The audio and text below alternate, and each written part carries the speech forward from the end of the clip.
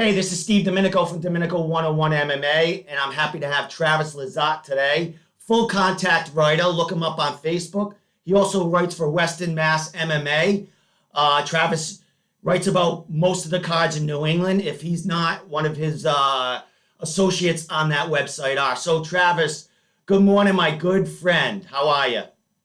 Good morning, buddy. How you doing? I'm doing excellent, man. I can't wait to talk to you about all these shows coming up. How was your weekend, by the way? Yeah, weekend was pretty relaxed for me. I enjoyed some of this fresh New England summer weather and hung out. Not a whole lot of fight stuff, but I started to touch on the NEF card coming up. So Excellent. And we're going to end the show today talking all about that card. But right now, we're going to start because, you had a mellow weekend. I was at Premier FC 23. I had one of your Travis Sinclair. I sat right next to him, Ed Warhol. We had a great time.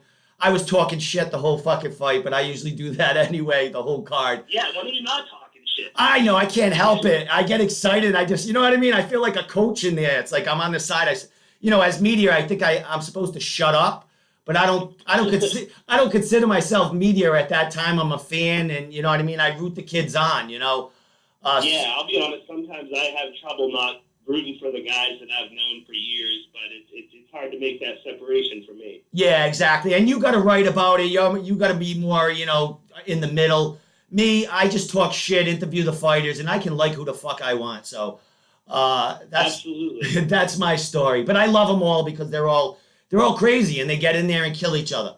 So let's get to this card. That. So did you watch this card on TV? Because we were going back and forth a little bit online while the cards were happening. Did you? Yeah, I've seen some highlights. Yeah. But nothing else. I heard there were some good fights on the card. I heard the main event with Evans and Diorio was a great fight. Yeah, that was worth the headliner right there. That was a 3-round grind. Awesome for both of those guys. They put it all out there. Sean Evans, he actually broke his hand in the first round, probably punching the hard head of Mike Diorio. That dude's got he comes in with his head down, and man, if you don't crack him on the chin, you're gonna hit him on the head, and you're gonna break some knuckles, and that's what happened to to Sean, and he toughed it out through that whole 2 more rounds with a broken hand. Not taking anything away from Mike Diorio because he put on a hell of a show on his first fight, but yeah, you watched some highlights on that. Like, what'd you think about that fight and the kind of the lead up to it? Because we had a lot of drama leading up to that card. Yeah, well, I knew that fight was supposed to be for reality fighting, if I'm correct. Yeah. Karen stepped in and made that the main event on her card, which couldn't have happened really any better for Karen and Premier FC. I mean, when you get a headliner fight like that to add to a card that was already finished, that's pretty awesome. From the highlights, I saw a lot of action. I did see that Evans broke his hand in round 1, which is always incredible to me because I hear people say that all the time. Like, last time Cody Nordby fought, he came over to me afterwards and was like, "Oh, my ankle is like dislocated or whatever," and I did it in the second round. I never understand how kids can get in there and put that pain aside to fight through and still, put on a show. I think that's incredible. Yeah, and to not, I'm sure the opponent feels a little bit like, wow, why ain't this guy throwing his overhand right anymore? But I couldn't tell. I could tell a little bit in the third round because Sean wasn't opening up. He was actually improvising with some short elbows. You know what I mean? He was throwing some short elbows in there, and I was like, that's when I knew. Wow, something's going on in there. And I talked to him right after the fight, and his hand was the size of a balloon, and he's told me he's going to heal up, fix a few things in his personal life so he can get back on in training and get back in here hopefully by the fall, because the kid's a beast. Yeah, man. They went through a lot that week, so props to them. Mike Diorio's actually. He's fighting for Bellator in his home state, I guess, somewhere around upstate New York. And also there's a Gladius 25 or 26 card coming up in a couple of weeks, and he's a big part of that. So these kids, man, they're involved in a lot of shit. So from there, Travis, yeah, I don't, Go ahead, go ahead. I don't think a lot of people understand that how much there is outside the cage of these people, and the fact that they're going through all this stuff. I don't think the casual fan understands that. No, and it's good that you and I and like, a lot of other, New England media and, get to behind the scenes. It's not all about their records and, he's got good ground game. It's about how the fuck he got to this cage and what it took there. You know what I mean? So it's all good to show everything. So the next fight, I realize a lot of the fight goes on outside the cage. I mean, I feel like a lot of the kids I've talked to, when the cage door finally closes, they've made it over that hump, and it's time to have fun. Exactly. Like, fun to them is going in there and maybe getting the risk of getting knocked out. It's just that adrenaline rush that they live for. It's something that's just part of a true fighter that just can go in there and not know what's really going to happen. So from there, I want to talk about another great fight there. We had Harrison Adamo. Is it Adamo or Adamo? Adamo sounds better. I call him Adamo, but I want to get it right because he's a good kid. Yeah, I'm not sure. A lot of these people, the announcer will say one thing, the guy that hands me the card will say it's pronounced differently, the promoter will say it's pronounced differently. I think it's Adamo, but I'm not positive. All right, I'm gonna call him that until he comes on the show and has an interview with me, and then he can set me straight. So that fight begins Miguel Cuevas and Harrison Adamo was incredible. It was big hype leading up to that. They're both 2-0 high, up and coming amateur fighters. Miguel's basically had two finishes in his first two amateur fights, two submissions, I do believe, and he's got a great stand-up. He's a southpaw. He's a little hard to figure out. Harrison Adamo, great wrestler, comes from a great camp. Two high up-and-coming amateurs went at it. And I posted that whole fight, so I'm sure you watched that. That was a great fight. I mean, they both had their moments in that fight, huh? Yeah, totally. That's another thing. You put two 2-0 amateurs in there. There's going to be some animosity that both of them are going to fight through, and then there's going to be some highlights for them. I wasn't very familiar with Harrison at all before the fight, but I met Miguel down at CES when he was there with Kerry, and I knew he had changed camps to Team Link, which I think is great for him. But yeah, I mean, a good fight for both guys. They both left it all in there, and Miguel gets that win, and it couldn't be better for either of them, I don't think. Yeah, excellent. Yeah, Miguel actually, he's cross training with Link. He actually is his. I think his home gym is Battle Crew, but he cross trains with all them Link guys. And he went, he's in Ludlow and he's traveling New Hampshire to Team Link and hooks it. And then he told me he's hitting another, like a boxing gym. So this kid's on a tear. He's got a huge backing. It was a back and forth battle. It was a great ground game. Harrison, he took Miguel and had his back a couple of times. But Miguel, man, he's crafty on the ground. Like, I talked to a few of his training partners, and they said that's where his game is, man. Really, he's got a great, he's got a great left hand, but that kid can do it on the ground, man. He rolls pretty damn good, and he showed it because Harrison had some control on that ground, and Miguel just rolled out of it or was just patient, and it seemed like he tired Harrison out. Harrison went from, tried some shots, got some takedowns, but it looked like Miguel kind of weathered that storm of Harrison and hit him a couple of times on his feet, and then the rest was history. He got a rear naked choke on Harrison second round, and it was awesome. Great fight. Yeah, man, it's good to see somebody who has been in a bad position in the fight actually be able to battle through something like that. Be patient, fight submissions, hand fight, stuff like that, and then actually end up winning the fight on the ground. I think that's always something awesome to see, and something awesome for the fans to see that a fight can turn so quickly. Yeah, it was amazing, and I'm looking at it, and I'm going, these are 2-0 Amis. I mean, it was more like 2-0 professionals I was watching. You know what I mean? It was pretty good. Yeah. And Nick Alley from Team Link was sitting right next to me, and he can't keep his fucking mouth shut either. But he kind of did. Him and I were going back and forth, and I don't know. I was not about the fights, but some of that shit I have to censor out because I was saying some fucking nasty shit. Just about life in general, not necessarily about fighting, but it was funny. But he watched that fight. You know, he trains with Miguel, and he helped Miguel get ready for this fight. And Nick was like, I don't see too many things I have to work out with this kid. You know what I mean? He goes a couple of little tweaks, and he's all set for the next show. You know what I mean? I talked to Nick actually a couple weeks ago on Messenger just to see how he was doing, and we talked about Miguel, and he said like he couldn't be a better fit right now for a training partner with Nick and at Team Link where he's been cross training, and that he's really close to being like where he needs to be every fight. He said, like you said, a couple little tweaks, and that kid's going to be pretty special. Yeah. They're high on him. That kid's got he trains with the Team Link guys in Ludlow. You got Pat Casey, who, we'll talk about him. He's got all them guys in there killing people. So he's got good guys behind him. And the sky's the limit for this kid because he looks like he belongs in there, and he shows it. The kid just his composure in there is unbelievable. Not taking anything away from Harrison because that kid had great movement. He looked like a pro to me too. I mean, these kids the way they're being brought up with these these old school coaches and stuff.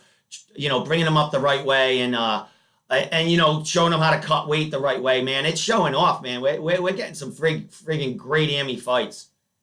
Yeah, totally.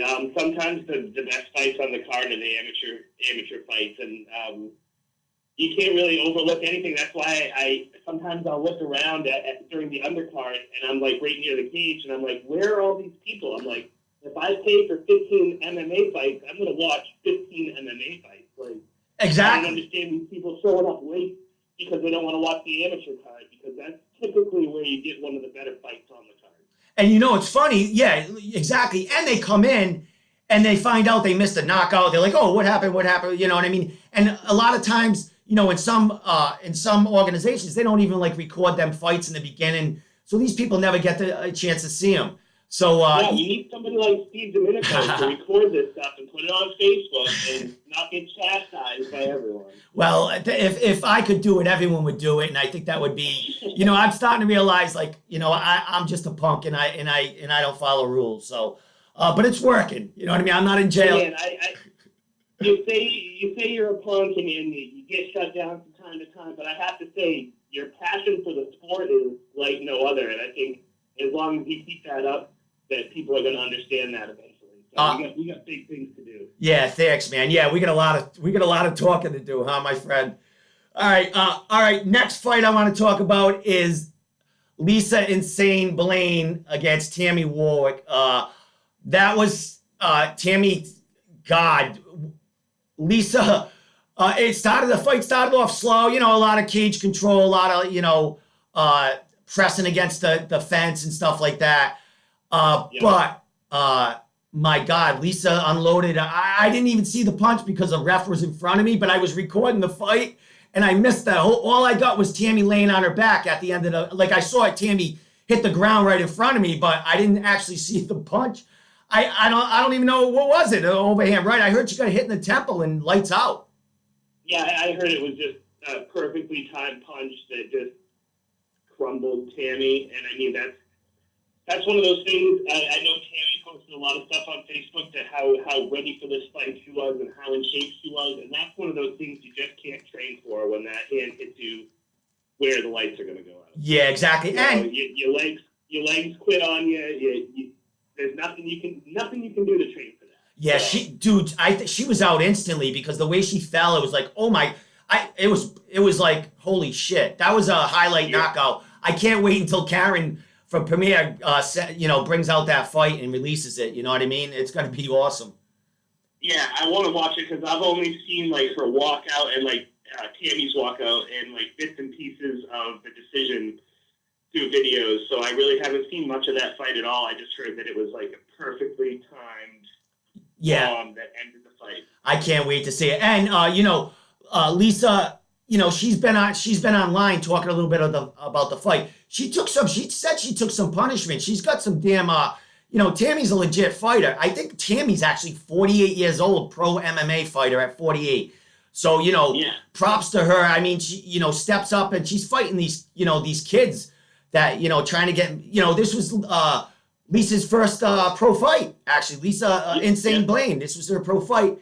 And I think her last Amy fight, she knocked that girl out in like 8 seconds or something. So, holy cow. No, we've seen a lot of this lately.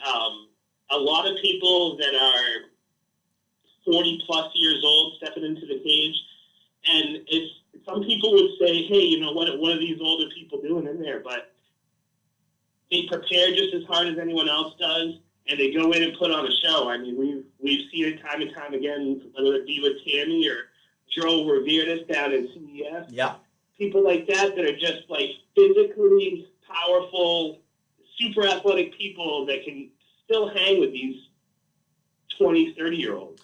Yeah, exactly. And, they have all the experience behind them, you know what I mean? So you never know what you're going to get out of these, these older professionals. Like I said, Lisa, posted some pictures, and she's pretty bruised up. I mean, she took some nice, some leg kicks from Tammy, you know what I mean? Tammy knew Lisa had a pretty good stand-up game, so she was trying to take them legs out a little bit. She was working on it until she got caught with that shot. So, props to both of them ladies right there for putting on a great show. I can't wait to see that fight. And I'm actually going to talk to Lisa down the line. I contacted her, and I'm going to have an interview with her because, she's probably going to have another fight in the next couple of months for somebody. So I'll be waiting on that. So what else we got on that card? Oh, of course, a lot of other Amis and a lot of, Pat Casey. All right, we got to talk about Pat Casey a little bit. Wins his second amateur belt. He already had the 170-pound welterweight title. Went for the 185-pound middleweight title. The kid's a beast. A 5-round war. He actually got a gash in his head from the cage. I don't know what round it was, maybe 3rd round or something. Not sure. But the fight was in a little jeopardy of being stopped just from that cut. And he did get the cut from the cage, I'm hearing. But he weathered that storm, and that shows right there a true fighter. This kid didn't panic. He had a gash in his head. The fight could end any time. He knows his opponent's probably going to be going for that spot. And Pat still implemented his game, man. Constant pressure. And, the kid's a beast, man. He looks tired here and there, but he's still performing, and he still puts the pressure on. What'd you think about that performance? Yeah, Pat's one of those guys where he's a big welterweight, but he's not very big for the middleweight division. So he's a little short for the middleweight division, but he is very muscular. So I see a lot of these muscular guys having to take, 30 seconds here or there in rounds just to get the blood flow going through their muscles and to get that oxygen going again. So he's a very muscular dude, and I think sometimes that could be to his detriment. But yeah, he still tends to put it on people. And just be super physical throughout the fight. Yeah, like you would think, his gas tank would, but 5 rounds. I think this was his second 5-round fight in a row. Correct? He won the. Yeah, it should be. He won back-to-back titles. Yeah, so it was a 5-round fight. So 2 decisions by this kid. He showed us again that he's a warrior. I do believe he's going to be fighting for Karen again in New York next month. I would like to see him. I'd like to see him back at welterweight or maybe a catchweight just to have a little fun or something, so he doesn't have to put so much pressure on. Because that fight's only a month away. I mean, he just went through another huge training camp for this. Maybe just a fun fight for him. You know what I mean? A 3-round war just to show him in New York. Yeah, and it would also be nice because he's had 2 decisions. It might be to get him closer to his natural walking weight to be able to go in and bang with somebody and maybe get a finish to add to his record. That could solidify him as one of the bigger up-and-coming fighters in New England. Definitely. Maybe a knockout. Yeah, if he goes in there and he's a young kid, but he's a veteran. That kid's fought at lightweight. He knows how to diet, cut weight. He knows how to train, and he knows how to fight. So Absolutely. Next month if he's definitely on that card and he comes out impressive, I mean, I see no more reason why that kid should stay in the Army. You know what I mean? He should have a home, and maybe go, have a premiere in a pro fight, maybe somewhere in New England. Yeah, definitely. It's just, I know a lot of coaches, I'm not saying his coach does it, are a little tentative to send somebody to the professional ranks, but I think there's a glaring need for that guy to come out and maybe, win another Army fight and be like, and make that transition to the pros. The kid needs to get paid. He's a beast and he trains hard. I see his videos on Facebook, and I think he's ready. I think he's got the backing behind him with the back-to-back titles for a Premier, and I think he can probably challenge for a Premier pro title if not somewhere else in New England. Yeah, definitely. And you talk to the kid, and he has just the professional demeanor of a fighter. He's humble, and he's like a businessman. The kid's good for the sport, man. He's gonna go high. Once they get him a weight where he's gonna call home, he needs a home. He needs a home. Yeah. And once they get that figured out, you know what I mean? And just like you said, it is the coach's decision. But as fans and, media, we want to see this kid like wreck some pros. So it's all good either way.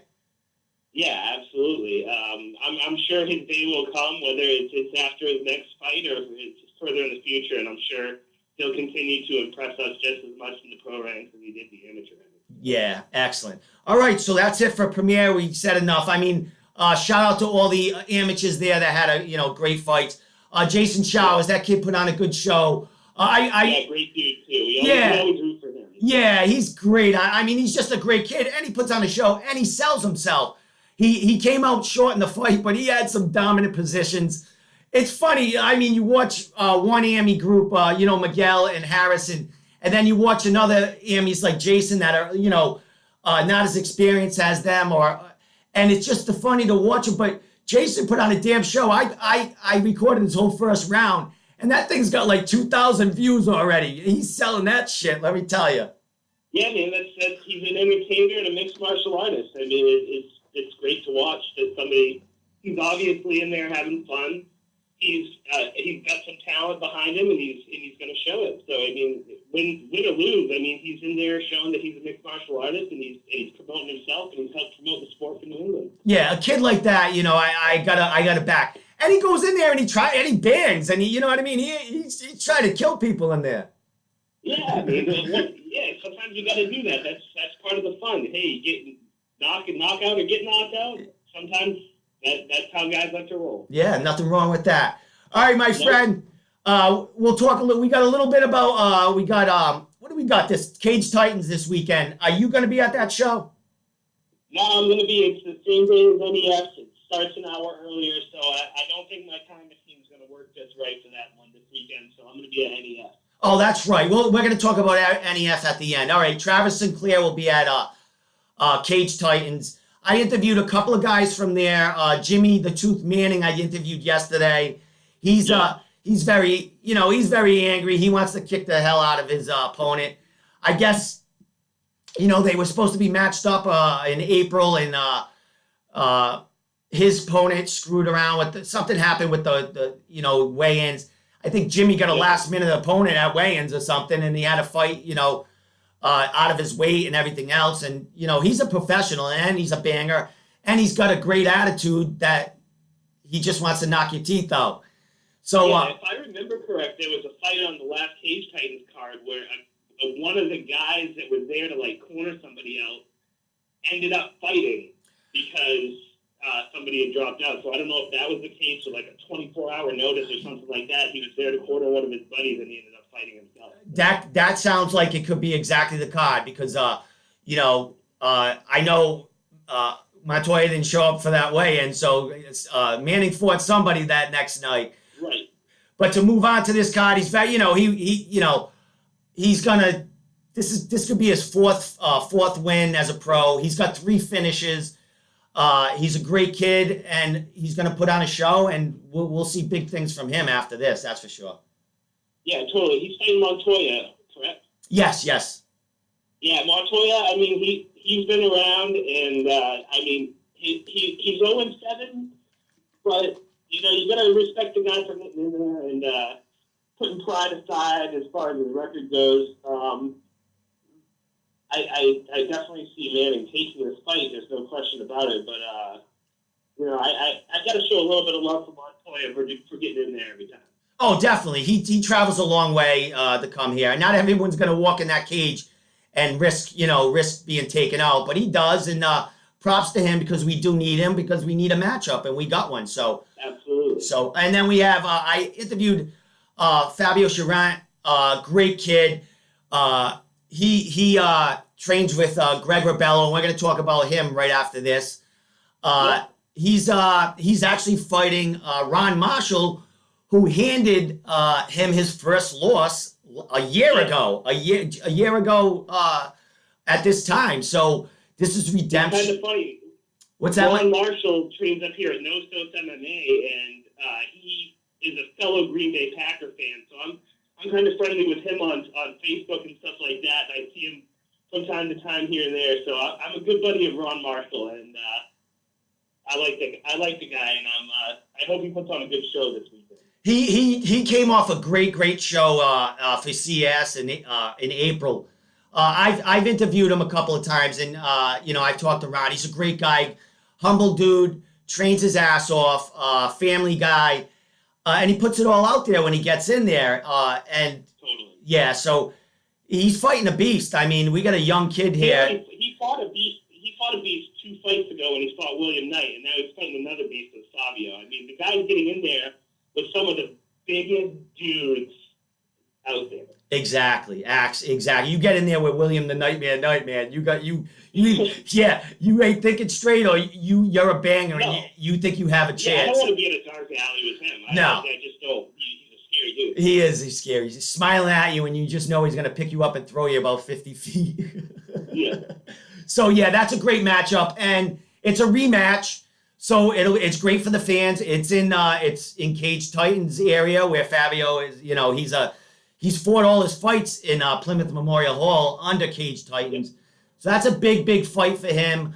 Big fight for Ron Marshall. Ron Marshall's fought for Cage Titans, and he beat Fabio there. I think on that card a year ago. So this is big for Cage Titans and Mike Pulver. Yeah, absolutely. That guy. I mean, he's got some guys on this card that you wouldn't imagine.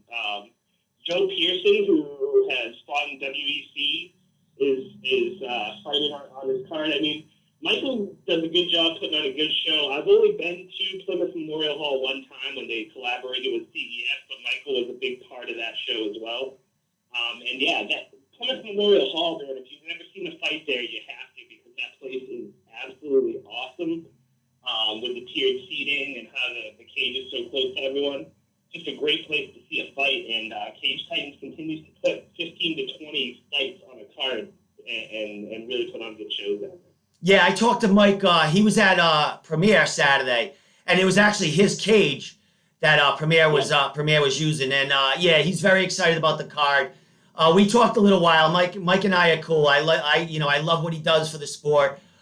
He's got a great thing going down there, the Cape area, and I love, like you said, watching a fight in there. It's just, I don't know, when I'm in that place, I don't know if it's the sound or just the way the sound is and the lights, because it is a hall that I think they have other events at. So the sound is, you just feel like you're almost like at a mini Bellator or UFC show. Yeah, it definitely has that feel. I think the sound definitely helps. It's a small place where they can pack a lot of people with the 2 tiers of seating and stuff like that. I just think it really does give you that national level feel. In a small environment. I mean, I go up to NEF and they fight at the Coliseum up in Lewiston, and that's a big arena, and they pack that arena pretty well, and that feels like a Bellator as well from time to time. But I don't know. Everyone always told me, it took me a while to get to Plymouth to watch a fight. Everyone always told me it was such a great venue. And when I was able to cover CES 39 down there, it was definitely everything everyone had told me about. It was really cool. Hey, Travis, that fight, that was November 5th? Yeah, it was November. that was when I first met you. The first time I ever met you. That was actually the first time I ever covered a fight for Western Mass. I don't know whoever's familiar with my story or not. I used to use Western Mass religiously to keep tabs on all the local fighters and stuff. And I had met Travis at a show, and he had asked me if in the future I'd cover a fight. And that fight in Plymouth was the first fight I ever covered. I went down there with my brother-in-law, had a great time, met you, met the little leprechaun Sean, and we had a good night. Who? Hey. The little leprechaun Sean. Hey. Funny down the line, we'll have to tell the whole story of what happened that night because it's fucking classic. Yeah, no, it was interesting. You didn't even know who I was or he was, and things were happening in front of you, and you were like, "What the fuck is this?" So yeah, no, I was literally stepping into like the MMA press team for the first time in my life, and I was just like, "Wow, this is gonna be a fun ride if this is what goes on. This is great." Fucking, you got a taste of Domenico 101 right up close that night. That's awesome. Oh yeah, I knew what I was jumping into after that. That's why we exchanged numbers and we still work together to this day. That's awesome. All right, so we got a 1 year anniversary coming up, so we'll have to celebrate that in our way, and we know how that's done. So. Yeah, absolutely. All right, so Travis Sinclair will be at Cage Titans covering that as always. So let's move on to Greg Rebello, Matt Bessette. Big news the other day from Mike Heck. Mike Heck, he writes for Fansided.com. I've been on his podcast. He has a podcast too. Really cool guy. We talking behind the scenes. He released this story, and Mike and I talked behind the scenes because he did have this story ready to go. I say a couple of weeks ago, and everyone wanted hush hush. I interviewed Matt. I already knew what was kind of going on, but Matt can't say anything, and he still can't say anything. Matt Bessette right now is in hiding on social media. I try to get in touch with him. He ain't talking. I haven't seen that bastard. Yeah, he's in hiding. Fucking Dana White's got him on lockdown because he's nowhere. You don't hold the mangler down. I can't even tag him in anything. I think he actually liked one of my posts yesterday, probably because like he hid in the bathroom to like get his phone or something. But yeah, I talked to him and he couldn't really say anything. The interview he beat around the bush, and we all knew he was heading to the UFC some way. So him and Greg Rebello are going to be on the Tuesday Night Contender Series, which I really didn't even know about until Mike sent this article out. I guess it's a new series that's going to be on Tuesday nights, really promoting up-and-coming pros that don't get really the play or have a lot of regional fans behind them. And UFC is trying to get them noticed with a Fight Pass show. So if this is the way Matt and Greg get into the UFC, so be it. You know what I mean? I would have rather Dana come to CES and watch Matt kick some fucking ass and then sign him there. But yeah, totally. Matt and sorry for my voice, I'm dying. Matt and Greg will get to do it right in front of Dana. So what are you thinking about this? No, I think it's cool. It's not on a big card. It's at the UFC gym where they have all the tough fights. So there's going to be, Sean Shelby's going to be there, Dana White's going to be there, and they're going to have a chance to get an idea what these fighters are all about. But when they strap the gloves on, they still say UFC. So it's a fight for the UFC, and I don't think anyone should downplay the fact that this is legitimacy. It's the UFC. It might not be, MGM Grand or anything like that, but it's an opportunity. Especially for our local guys to get out there. They got big hype behind them, and they're going to show exactly what New England's all about. I think Matt's going to go in there and put on a show. I believe he's fighting a LFA champion. Yeah, Kurt Hullabo. He's 17-4. He's got 3 wins in a row, all by finish. I watched a little video on him. I see Matt. I think Matt's just a little too technical for this guy and a little too, this guy's a Gracie Jiu-Jitsu guy, but Matt is the Mangler Jiu-Jitsu guy. So Matt, Matt Matt's jiu-jitsu is almost second to none. I mean, you do have those guys that have been training since they took the diapers off. But I mean, Matt's trained enough to catch up with those guys because his jiu-jitsu, his ground game, that we haven't been able to see it the past couple fights because he destroyed Ray Trujillo and he destroyed Kevin Kroom on the feet. But he before that he submitted Joe Ping after taking a little bit of some adversity in the first round on the feet, and then he submitted Joe Ping. So his jiu-jitsu doesn't always get a chance to show itself, but it's probably the strongest part of his game.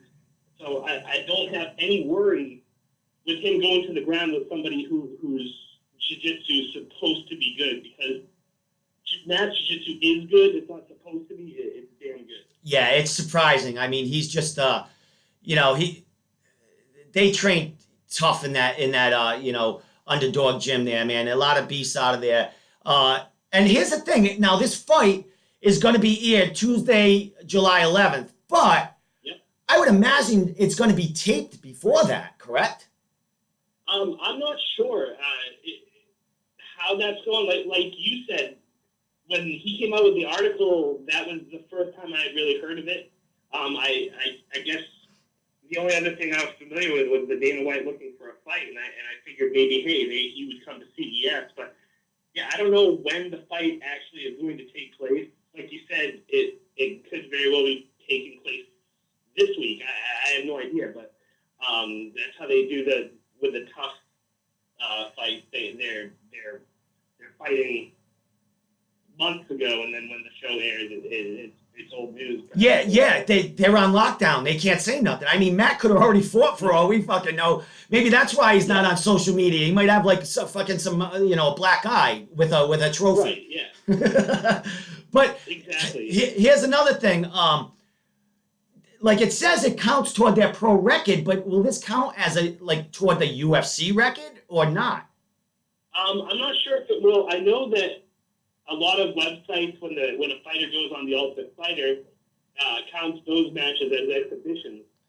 So I would think it would have to be a UFC win. I mean, I don't see how else, because the UFC is the UFC cage, is UFC everything. You got Dana White there. It's at the UFC gym. I don't see how it can count towards anything else, because it's that promotion, and it's going to be sanctioned by the Nevada State Athletic Commission in order to happen there. So awesome. I mean, that's as technical as it gets.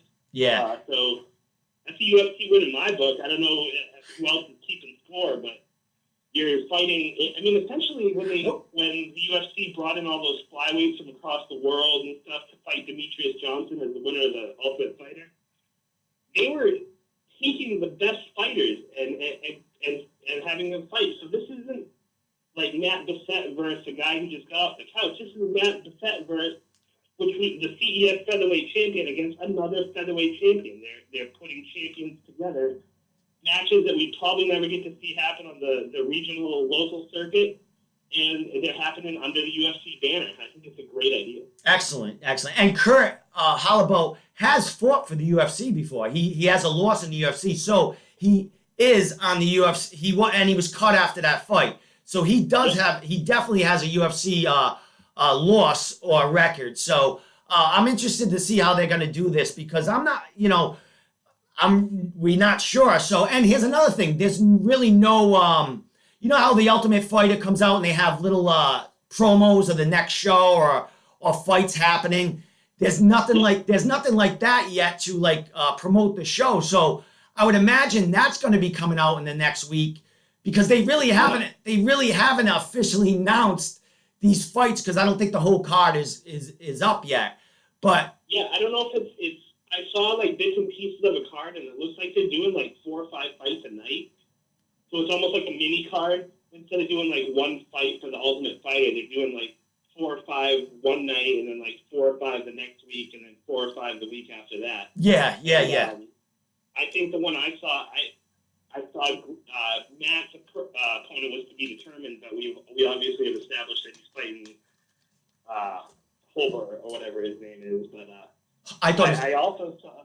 I also saw that Rebello had an opponent too, and I don't remember his name. It just seemed to look either Russian or Eastern European of some sort. Yeah, he was definitely from another country. I remember. I actually looked for it online to try to find out a little bit about this guy, but I wanted to talk a little bit more about Matt because I know more about Matt.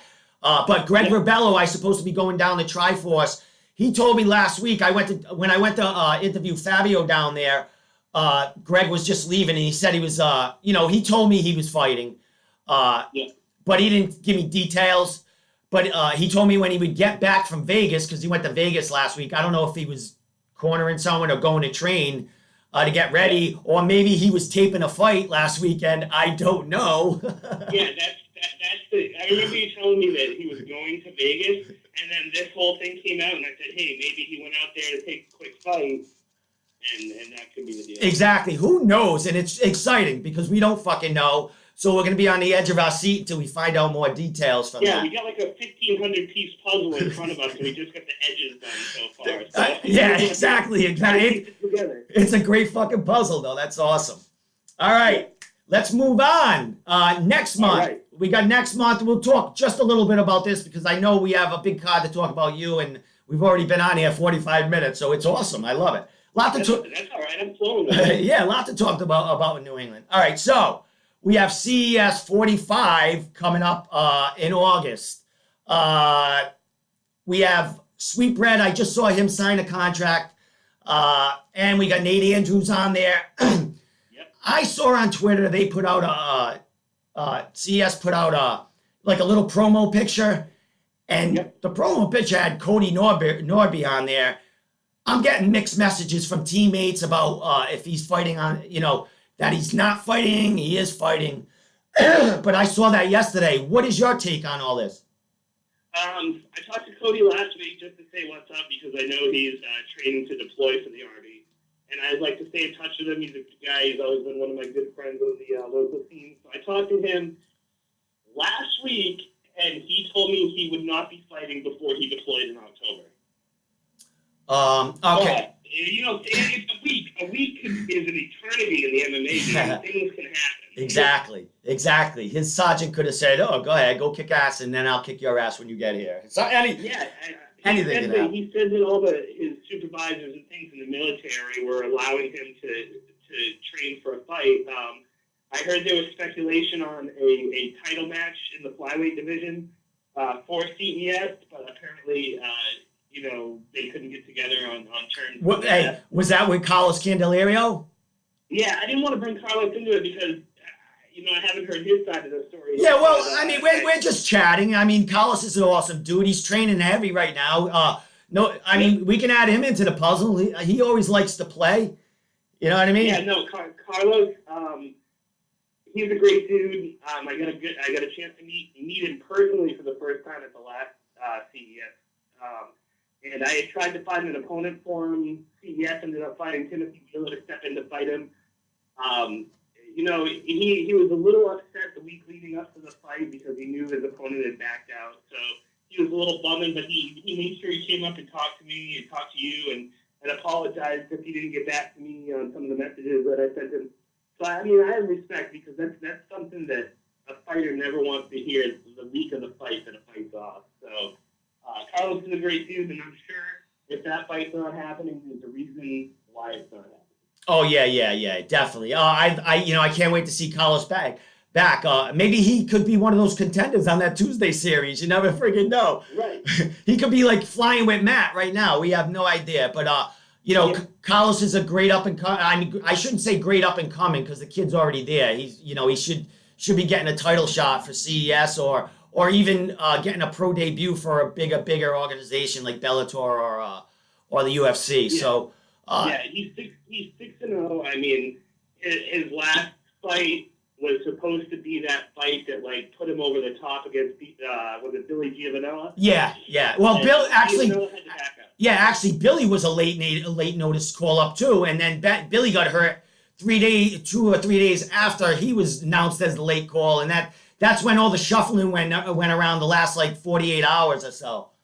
Right, that's when I got 3 hours of sleep in 4 days. Yeah, and Yeah. it's funny. Like you talk, like he said he didn't get back to you, but Travis, you and I, we contact fighters, but we don't chase them down. We know what the hell they go through, and there's a hundred other media people getting in touch with them, and they do finally get in touch with us, and they apologize. I'm like, why are you fucking apologizing? I know. Yeah, exactly. You know what I mean, week of the fight, you got so much going through your fucking head. Yeah. I don't expect to hear back from you, but if I can help you out, I will. Definitely. All right, so we have Ashley Gooch defending his title on that same card, CES 45. And Ashley, his last fight for CES, knocked out Greg Rebello. Greg was doing great in that fight. He was hurting, and he looked like he was ready to finish Ashley, but Ashley dug deep and just connected with a shot that put Greg out. You know what I mean? So, Yeah. we got Ashley coming in, and that's a great fight right there. If you can knock out Greg Rebello, you're a legit friggin' heavyweight. Oh yeah, no doubt. I know there's been a lot of, Ashley and Greg are like good friends now, and there's been a lot of talk about a rematch for that title. And it just so happened it's a little bit too late because Greg's headed to Vegas to take that Tuesday thing. So is it Coutinho? Yeah, Julio Coutinho. He's 7-3. And he's actually got two. I think he's fought for CES twice, and he's got 2 wins with them. Yeah, exactly. I've heard a lot about him.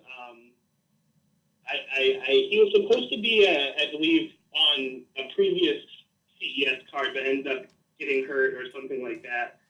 So I've done a little bit of research on him. I know he's from a great camp, and I know he likes to bang, and he's definitely a qualified heavyweight fighter. Oh, definitely. At this level, when you're 7-3, or you know what I mean, and you got 2 wins for CES, you're not a tuna can or whatever. What these fighters call like you know what I mean. So I can't wait. Absolutely not. I can't wait for this card because this is the actual card that I get to hang out with you. CES cards. Yep. Those are ours. Yours and Yeah, definitely. yours.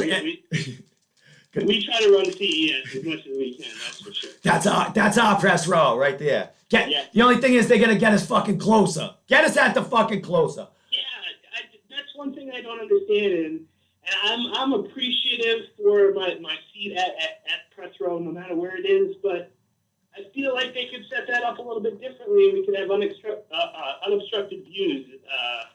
I think Pat Sullivan could do that for us, and it's the least he could do. Yeah, and I promise my phone. I promise the camera and the recorder will be off my phone at the time. I swear. And I'm at the point right now, Travis. I'm just gonna buy myself a front row ticket and enjoy the show there. You know what I mean? My way, and just do some Snapchats and blog while the fights are going on. If they let my phone out of my hands, you know what I mean? Yeah, totally. But total respect to that. I always thought it was weird that CES was such a big promotion and I had to sit so far from the cage. But yeah, and I still love it. Yeah, I know, and especially you write up the fight. So I think you should get a little closer so you can actually see the action you're writing about. That's my only problem. Yeah, totally. I mean, when a guy throws a shot with his back to me, I can't tell if it's a left hand or a right. Yeah, I'm trying to relay that to the fans. Yeah, you and I are like, you're like, was that a left? Did he hit? And when I'm looking at, and I'm like 2 seats over from you with a little different view, and I'm like, I fucking can't know. Let's watch the replay behind us. Yeah, and that's why I have my wife there as a spotter, because there's sometimes that she sees stuff that I don't. That's fucking. Hey, Travis, we make it happen. No matter what they give us, we make it happen. Absolutely. I may get shut down for 48 hours, but when I come back, we made it happen. Yeah, absolutely, man. All right, brother, let's move on to the card you're covering this weekend. NEF 29, Stars and Stripes, June 17th. Where is that fight taking place, that card? So it's Lewiston, Maine at the Androscoggin Bank Colisée. And again, that's a real nice venue. They can pack probably 3,000 plus people in that arena. This one's going to be a little bit different. Usually they have a general admission section right beside the cage. Well, this time it's a hybrid card with 4 professional boxing matches on it. So there's going to be a boxing ring beside the cage instead of some standing room seats. But there is kind of a big card national feel to this card, just because they brought out a lot of their real big names and their fan favorites, and brought back a lot of guys that have made their names for themselves in NEF, like Bruce Boyington. Yeah. Now, Boyington's scheduled to fight Nate Andrews at CES in August. Yeah. But he's fighting a boxing match, and he just brushed up his skills. With his stand up, he's a Taekwondo guy to begin with, but so he strikes, but he's going to go in there and throw down with one of the better middleweight boxers out of New England. And then you got the return of Ray Wood. Ray Wood fought 4 times for NEF, and he was 4-1. 3-1 during his time there, and he was a big fan favorite. He ended up going to Bellator. Had a little tough luck in Bellator, but he ran up against AJ McKee. McKee, we saw him down at Mohegan last time. He's an up-and-coming star. So his 2 fights in Bellator against undefeated fighters, lost them both, got cut from Bellator or fought through his contract. And now Matt Peterson did what he could to bring him back to Maine and maybe right his ship as far as his career goes. So it's definitely an exciting thing. And then you got Roz Hilton, the Rasquatch. He's a 6'6" heavyweight. Yeah, he's a big dude. I looked him up, man. He's a big. He's new. He's a 1-0. 1-0, right? Yeah. So he's knocked out all his opponents within the first 2 rounds through his Amian pro career.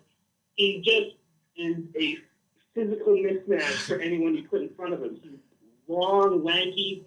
I don't know if you check out my Full Contact Writer Facebook page. I have a picture of him, and I don't even come up to his shoulders. The guy is huge. That's awesome. So, so he's going to be on the card fighting another heavyweight that's coming out of Oklahoma to fight him. The guy's 0-1, but he started off his amateur career 4-0, and it just ended up taking a couple losses. So that'll be a big one for Roz. Also, their lightweight amateur title is on the line, and that's against Rafael Villado, who is the champion. He's 4-0. He's also 38 years of age, and he's stepping into the cage against a 52-year-old who's 3-0, but trains with Young's MMA and is super athletic. It's going to be a tough stylistic matchup. I mean, the card's really stacked. You got Matt Denning on the card, who just won a submission against Josh Parker his last time out, and I don't know, it's stacked. Matt Denning is a former World Series of Fighting fighter, so you're getting a lot of this national feel with this card, and I really appreciate that from the guys up at NEF, because the last card, there were a lot of quick fights. A couple fights got canceled last minute, and I think even Matt Peterson and the guys up there will let you know they lost Aaron Lacey off that card. They lost a lot of their top fighters on that card. So this is going to be a good bounce back for that organization. Yeah, they put on a good thing. They, like you said, they got a variety here. They got 50. It looks like 15 fights, 4 boxing pro fights, 4 pro MMA fights, and 7 AMI MMA fights. Is that? Yeah. So there's a lot of fighting going on this Saturday. Yeah, absolutely. And the amateur fights, they have, like I said, the title fight on that. They also have this girl, Alex Walker, who's got 3 amateur knockouts. She's a knockout artist. She's fighting Sarah Zeen. Sarah Zeen's 1-0 as an amateur, but Alex wasn't happy with how she treated her opponent last time for whatever reason. Yeah.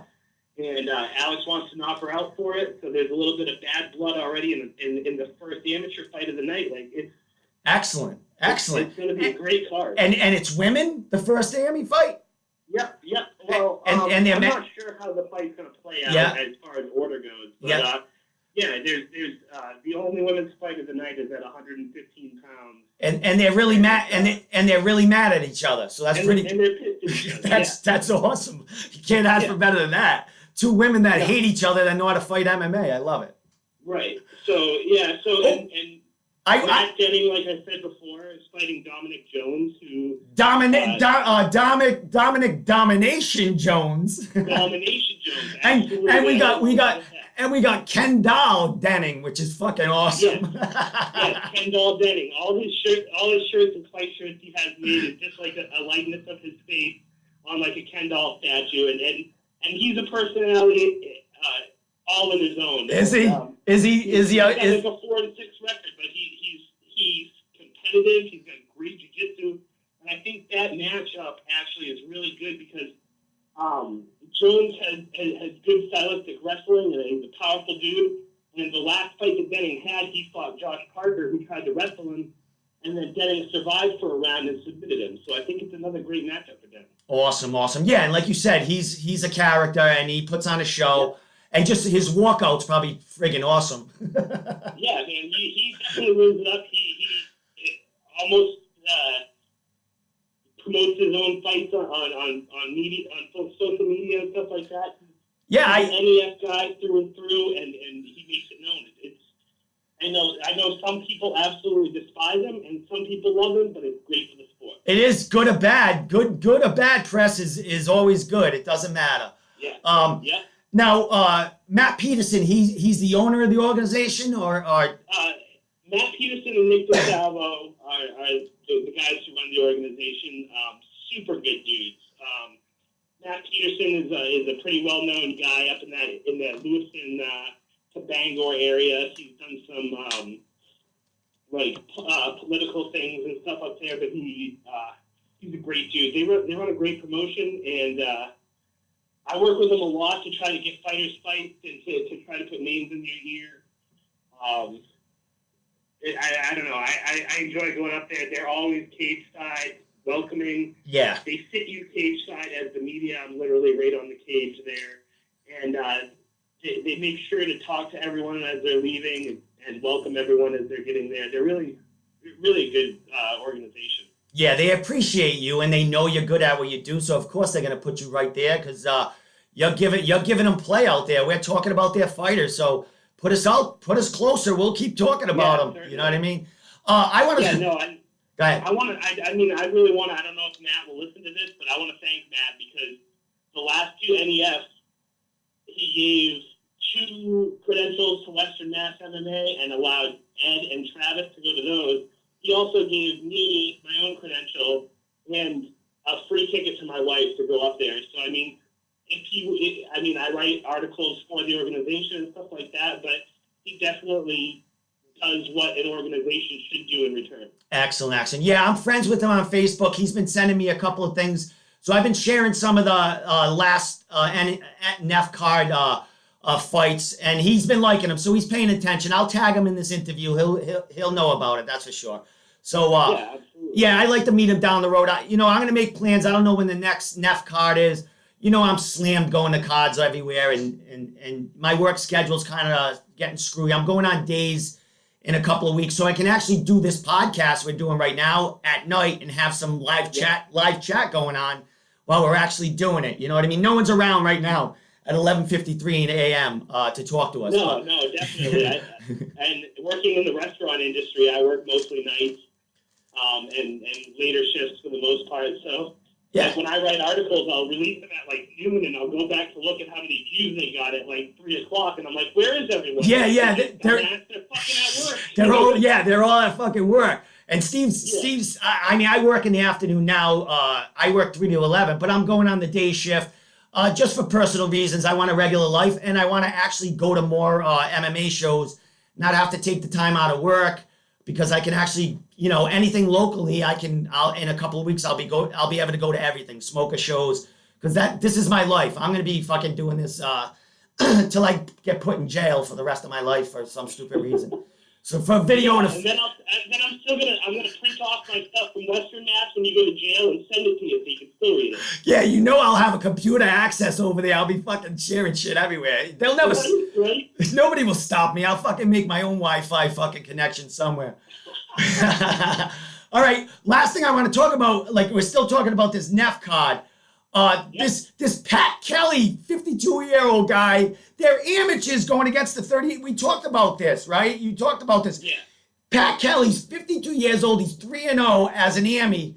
He's fighting a 38-year-old guy that's an amateur. How are they amateurs at 52? Are they fighting? Is this a boxing or this MMA? This is MMA, man. Oh, my God. Awesome. Rafael Villado, who is the champion, the 38-year-old, Yep. is in the military. So I would imagine that has something to do with the fact that he's starting his career so late. And Pat Kelly, Pat Casey is Pat Kelly. one of those Pat guys Kelly. Pat Kelly. Yep. Yeah.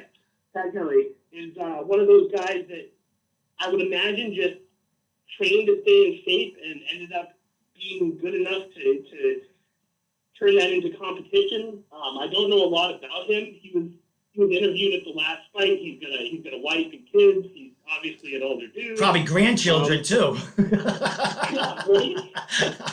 But he's in super good shape, and he trains at Young's MMA, who's just probably one of the best fight schools in Maine, if not the best fight school in Maine. So he trains with Chris Young over there at his school.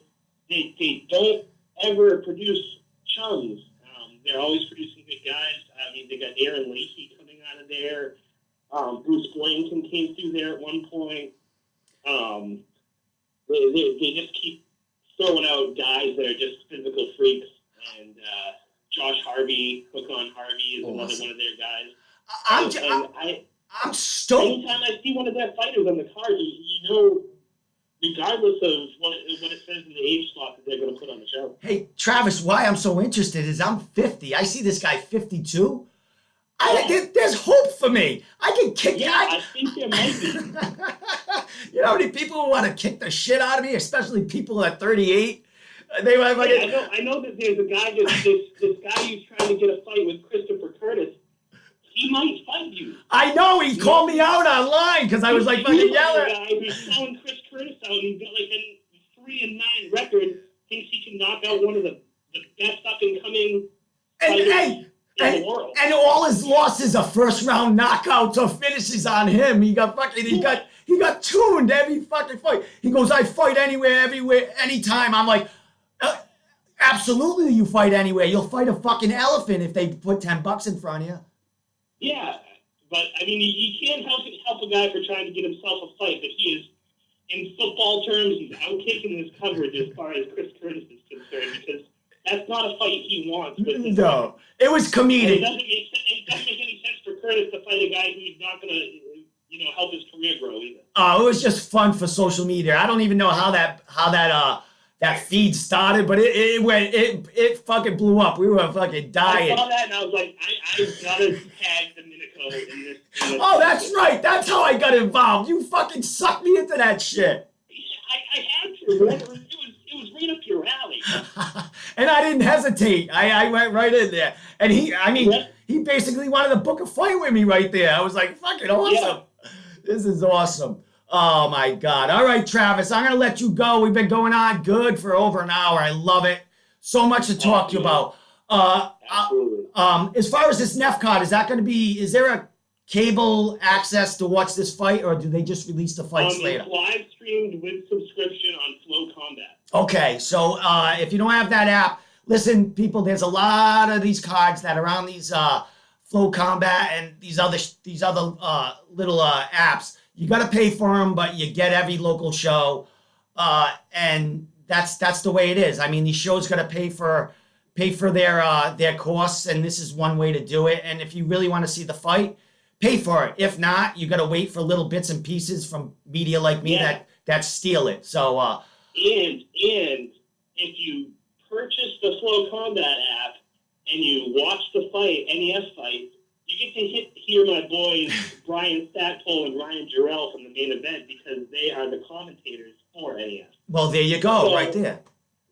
So right there, you're keeping it New England if you order the fight, or if you order the Flow Combat, you're supporting, New England fight, the main event, Western Mass MMA, and through that, you're supporting Domenico 101. Exactly. And for coaches and just family and everything, this is great to have for memories. Your kids or or your dad's in there fighting with this Pat Kelly at 52 years old. You want that documented, and you want that fight video for memories. That's for sure. So good. I want every promotion should do that. They should have access some way, or release at least release everything down the line free, because everyone already paid for it the first couple of weeks. So you're only going to be milking pennies out after that. Yeah. Might as well. I got a buddy with 2 amateur fights, and he can only find video of one of them. It's like, and it's his last fight, and he's like, man, I had so much to learn from that fight, but I can't even go break down the video because it doesn't exist. Yeah, and it's his own fucking fight, so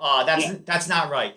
So Travis, we'll fix that from when I'm in prison. All right. Yeah, absolutely. All right, Travis, how do we get in touch with you? And I'll say bye to you after you say all this shit. Yeah, sure. You can go right over to westernmassmma.com and check out our breakdowns of every local fight card. I just posted an article last night about the NEF card that I'm going to be attending this weekend. Obviously, we talked about that. Great fight card. And it's more of like a hype article as far as I'm concerned. Facebook, you can check out all my writings and things that I do at Full Contact Writer on Facebook. You can reach me on my regular Facebook at Travis Lizotte.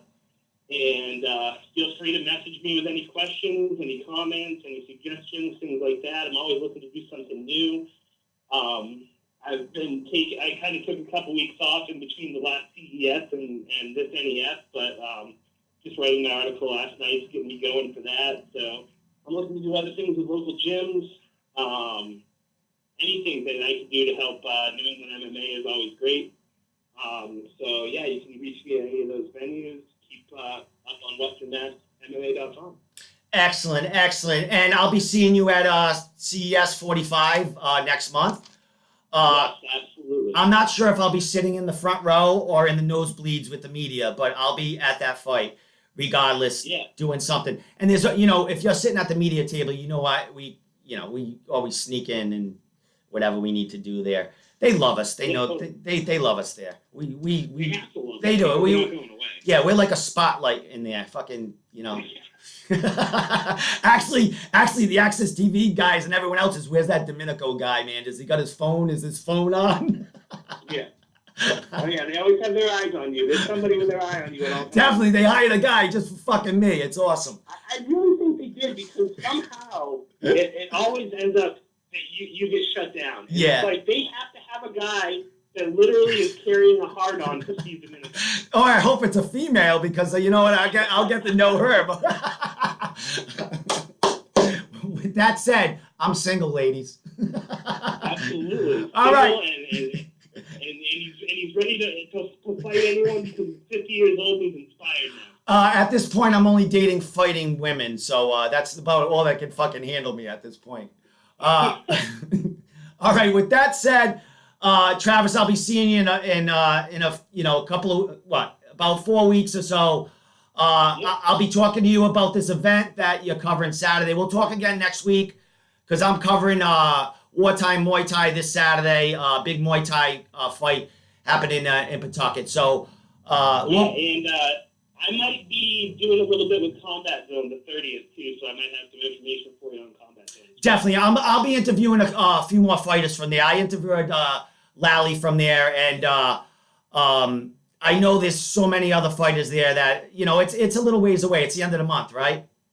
Yeah, it's the 30th. Yeah, so I got time to contact. I know I did message some of these fighters, and we just haven't connected yet, but we got time. But I'll be hitting some of those, and we'll be sharing that information together. And as soon as we find out about Matt Bissett and shit, we'll talk about that again, all right? Yeah, absolutely. I look forward to it. See you next week. All right, my friend. Thanks for coming on, man. It's been awesome. We talked about fucking everything coming up. So. Yeah, absolutely. It's a pleasure as always. As always, I like to be able to empty out my brain from time to time, so that helps out a lot. All right. Just in the future, if I end up missing or in prison, you can have all my shit, okay? All right. Yeah, I'll just come over and just ransack the house. Well, yeah, watch out for the hidden razor blades, needles, and fucking spears that come flying at you if you try to touch anything. All right, but yeah, hey, I can say I have permission, right? Yeah. I'm that guy. It's like an Indiana Jones fucking movie trying to steal my shit. Yeah. All right, brother. All right, brother. I'll let you go. I can talk to you for fucking 24 hours. You have a good day, Yeah, man. I know, me too. All right, brother. I'll talk to you. All right, later. Take care. You still there?